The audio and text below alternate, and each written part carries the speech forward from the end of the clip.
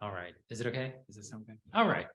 First, I wanted to say that I don't have a presentation because a lot of the images that I will be showing are actually proprietary, and I didn't want to get into any trouble or to have any problems with that. So, and I didn't also, want to just put everything on the PowerPoint and read it. So I'll be reading, but it will be very engaging while I'm reading.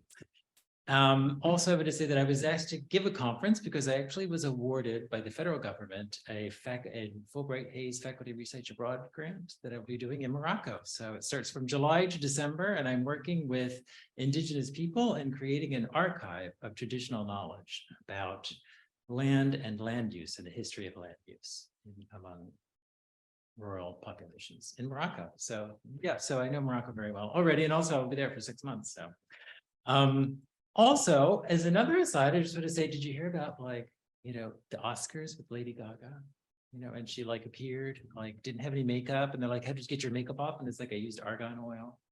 Did you see that? Yeah, which comes from Morocco. So I'll come back to that. I'll come back to that later in the paper. But so when we give a conference paper, we all get up and we pick out appropriate clothing and make ourselves look as presentable as possible. Now, what am I going to wear today? It's going to be hot. It's going to be cold. Today, it's sort of like in between, right? Is it rain? Is it going to rain? Is it going to be cold? Do I need an umbrella? Do I need air conditioning? Whatever. So also, does this tie go with this shirt? Also, I hope I look good because I also used argan oil last night before I came. Okay. In fact, climate change plays a role in even our most basic of everyday decisions, such as what we wear, what soap we use, what accessories we need, an umbrella or a fan. Climate change also has a much more significant role to play in the lives of many people, including what we eat, what we drink, where we live, and sometimes how we survive. In fact, climate change plays a vital role when we talk about the built environment, which is what I'm talking about today, right? Urban land expansion, the process of creating the built environment to house urban populations and their activities, is one of the fundamental aspects of urbanization. Urban land expansion modifies habitats, biochemistry, water usage, land cover, and surface energy balance. Urban populations are expected to almost double between 2.6 billion between the year 2000 to 5 billion in 2030. And urban acreage is forecast to triple in that same time frame. Of course, all of that land that at the onset is non-urban designated will be subject to a rural-urban conversion. The UN estimates that 24 billion tons of fertile soil are lost globally every year due to urban sprawl alone, largely in regions having rich available cropland. So it's going to take over agriculture. It's going to be replaced by a built environment. Significant changes in land use due to urbanization is emerging as an important sustainability concern. It is projected a large percentage of urban expansion will take place on some of the world's most productive croplands in the densely urban populations of Asia and Africa. If we take a zoom in on the Middle East and North Africa and the MENA region in particular, we see that this has been and will continue to be the trend. This is because areas that are void of croplands to maintain food systems are already unlikely candidates because of hot, arid conditions.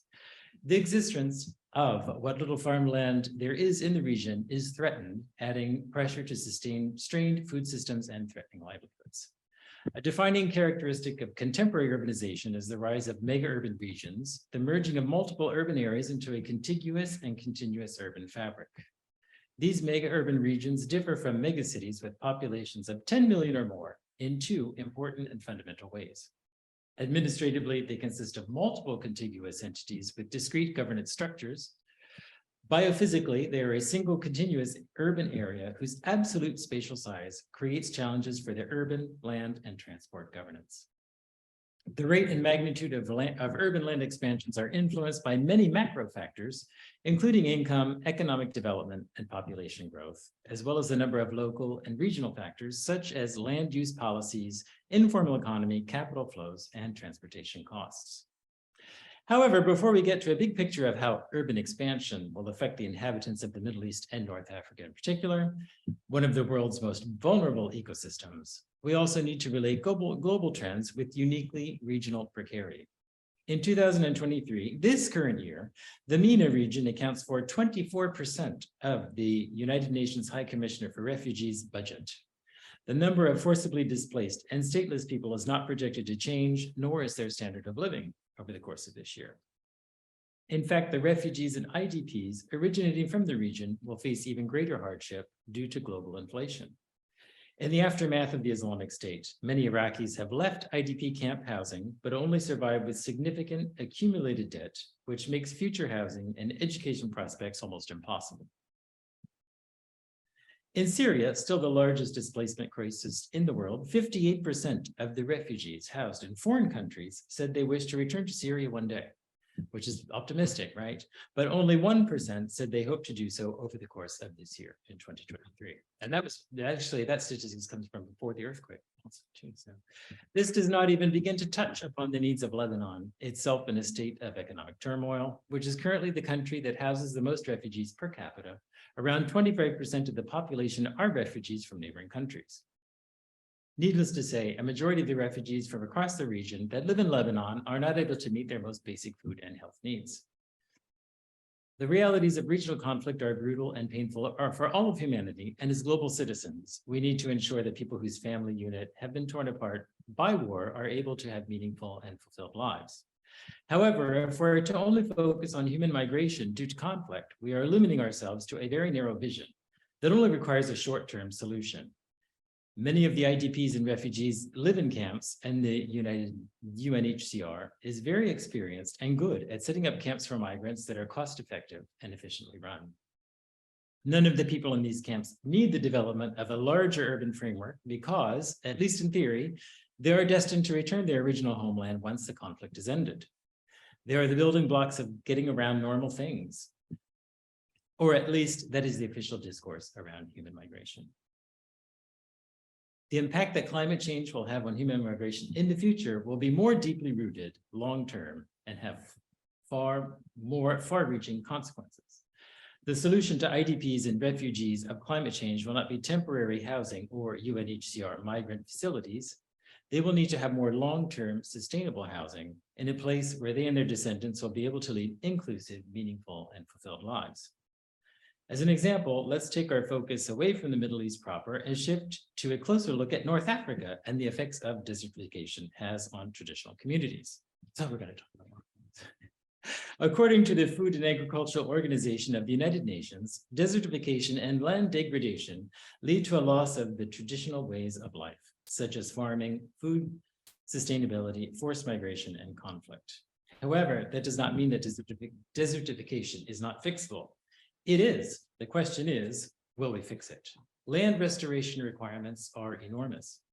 Around the Sahara, 10 million hectares of land must be restored every year to achieve land degradation neutrality by 2030, based on today's climate analysis, and that is beyond what is needed for the abatement of currently threatened land. So that just is finding neutrality, right?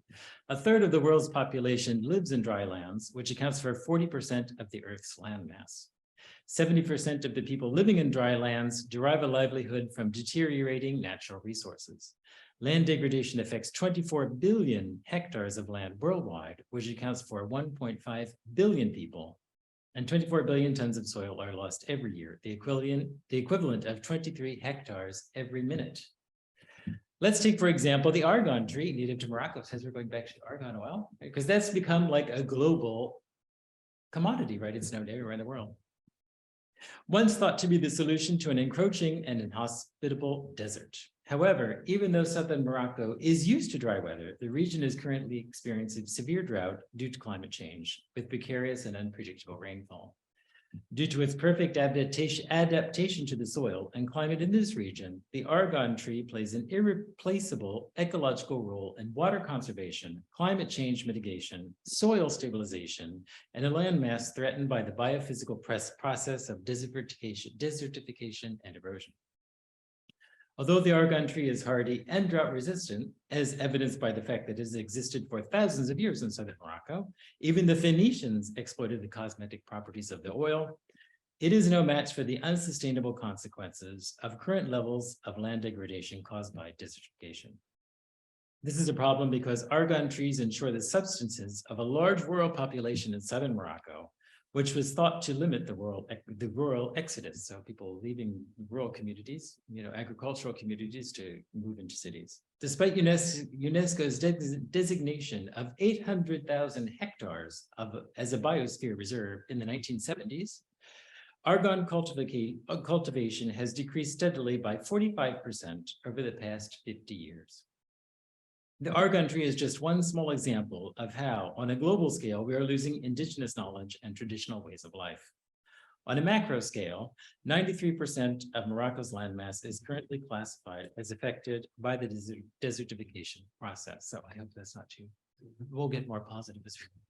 Because of desertification, there will be a significant and long-term rural-urban migration in the MENA region. So that's to conclude that part. So in theory, right now, as we move on to the next section, I wanted to have a section dedicated to urban projects in the Middle East today. But for the sake of time, we won't be able to explore them in depth, although I'm not sure we need to.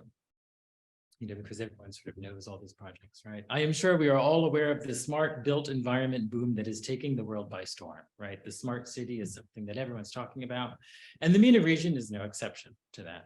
As it turns out, the MENA region is all about the high tech, right? Yeah. Oh, you're in tech, right? So, yeah.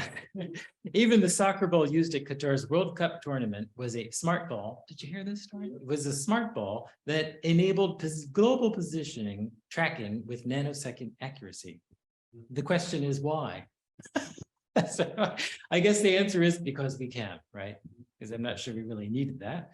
Following in the humbling path of Dubai, projects are popping up everywhere, including New Cairo, which I'm sure you've heard of, right? We've all heard of, known as Knowledge City or the new administrative capital, which is hailed to be a paradigm for the region. And that sounds great.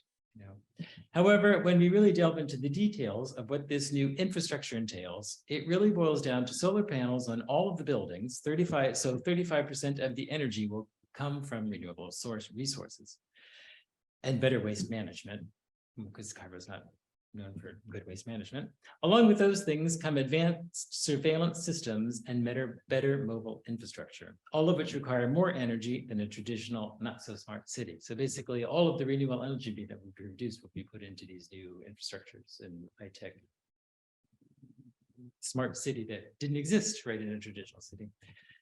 In an even more dystopian vision of urban development, we have Noom's The Line, the smart city currently under construction in Saudi Arabia. Have you seen this? Which is like, okay, an urban community housing 9 million people in a narrow tract of land lined by mirrors that stretches 110 miles. Have you seen this?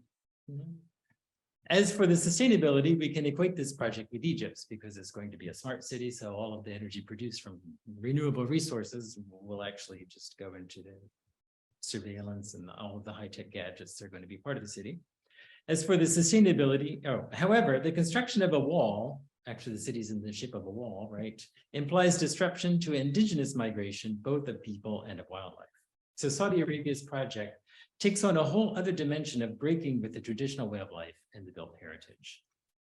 The emergence of the high-tech smart cities, defined also by verticality, relies on the instant cultural significance of the glass and steel vertical construction that became synonymous with international style all throughout the 20th century, right? From the mid-20th century on. Perhaps we can refer to this as the global heritage, regional cultural significance as defined by global paradigms that turns its back on the uniqueness of the regional heritage of the built environment. So there's been a preference for the international style over like traditional forms of building, right? In fact, will these cities be inclusive of migrants, both internal and external to their respective communities? Even if they don't have the means to interact with the data infrastructure, as cities grow with the influx of people from different regions of various socioeconomic conditions, some of them being quite poor, cities will need to be able to be constructed sustainably, affordably, and inclusive. This means relying on the built heritage, but not just historic preservation of already existing structures, but returning to traditional building techniques that consume less energy and are more adapted to climatic and ecological demands. The voices of the American Planning Commission ring true with their definition of urban planning, and I quote, a dynamic process that works to improve the welfare of communities by creating more convenient, equitable, healthful, efficient, and attractive places for present and future generations. It helps them find the right balance of new development and essential services, environmental protection, and innovative change. End of quote. So again, we can ask, will these cities be sustainable and will they be inclusive and fulfill the needs of everyone? Longtime residents, migrants, and IDPs? Will they be able to meet the needs of a growing urban population, which will include people in search of work, much of it unskilled following the collapse of their fragile semi-desert ecosystem?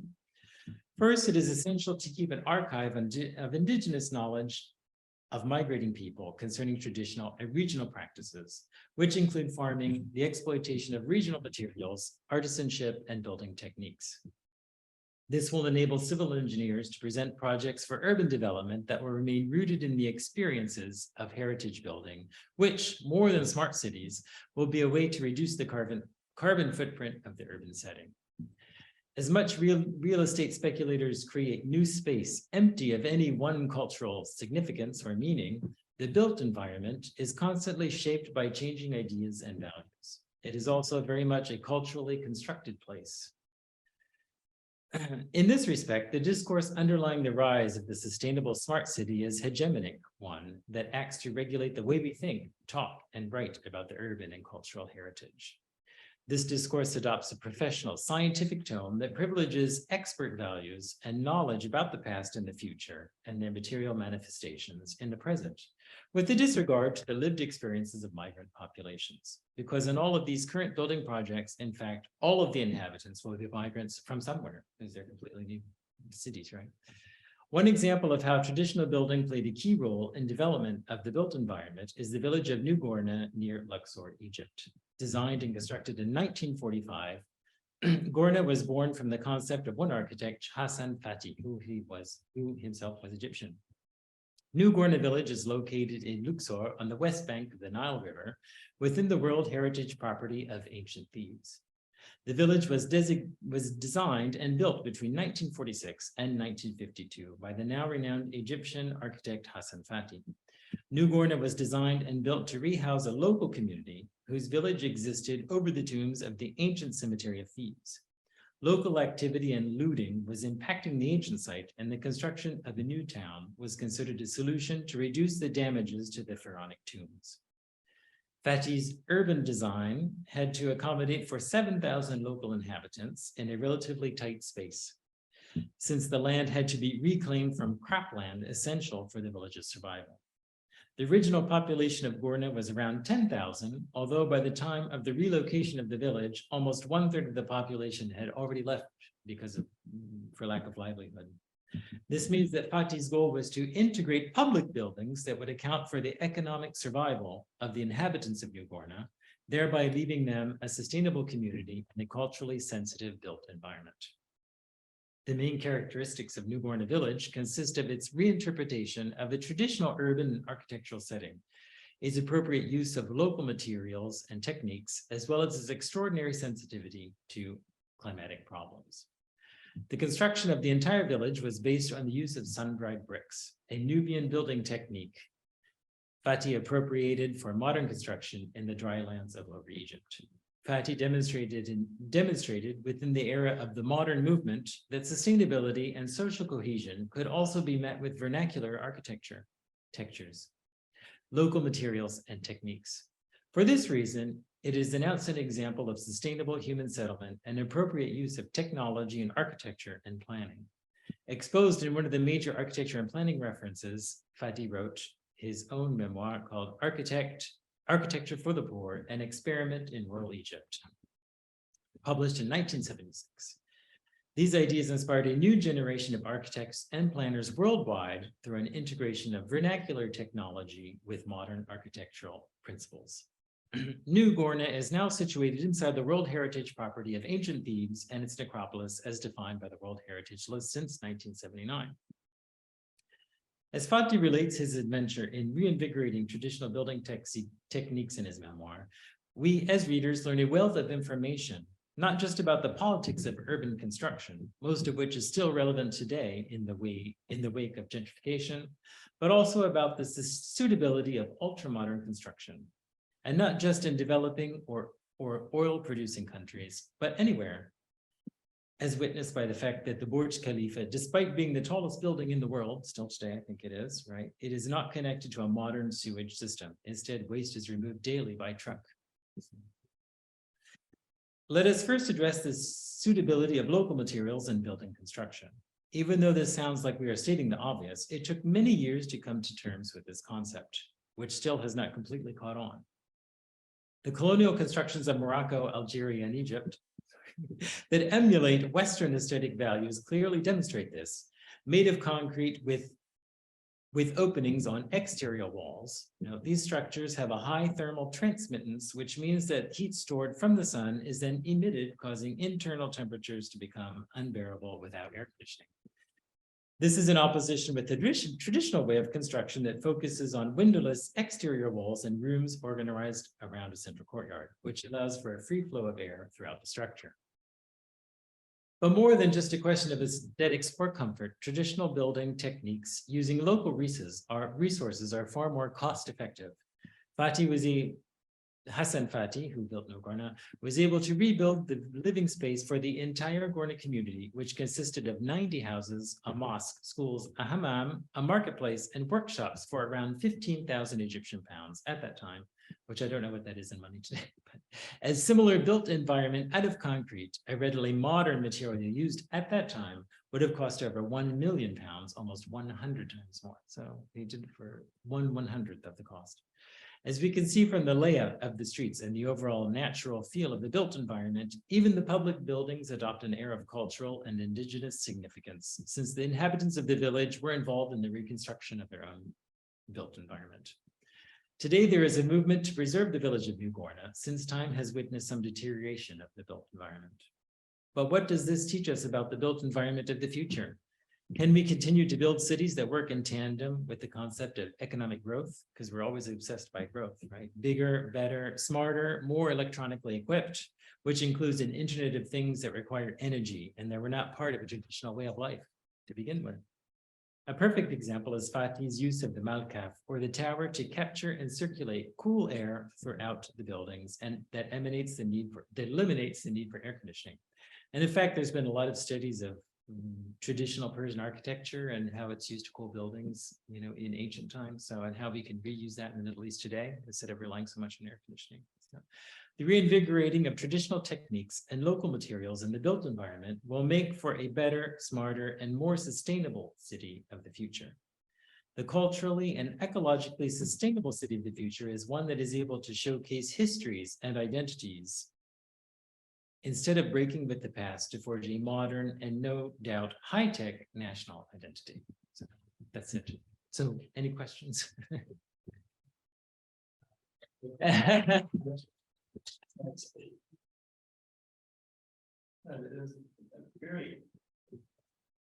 Do we need it? Oh. There you go. Okay. And to anyone who's reading, thanks, Donald, for a very fascinating presentation. I sort of immediately thought about the element of coercion within the environment, whether you're a refugee from a long ways away, or whether you're being relocated from your traditional village to New Gourna, or whether the capital is being relocated and you're being forcibly moved to make space. And it just is interesting. This is maybe more of a comment than a question, but it made me reflect on the sort of invisible coercion that we see in so much rebuilding. And I just wonder to what extent we should take that into consideration when we think about sort of architectural methods, approaches, et cetera. Because it just reflecting on New Gourna, it strikes me that nonetheless, the villagers were removed from where they'd been living before without any say in how we sort of grapple with that element of coercion. No, that's a good point. The thing is, Morocco, when they're doing this project, the coercion is actually the environment. So people are not forced to. They have to leave because they lose their livelihood, because they rely on natural resources and the resources are disappearing. So a lot of the migrations in the MENA region are actually voluntary, because just so that they can actually maintain a way of life, find a way of life. Absolutely. Or I guess you could say that it's not the state that's coercing them, but it's Yeah, although in some ways it's the environment responding to the previous choices of the state. Yeah. No, I mean, and that's an interesting, thinking about environmental security, and what the inputs are, is very fascinating. So I think your presentation is really percolating a lot of these thoughts in my brain. Thank you.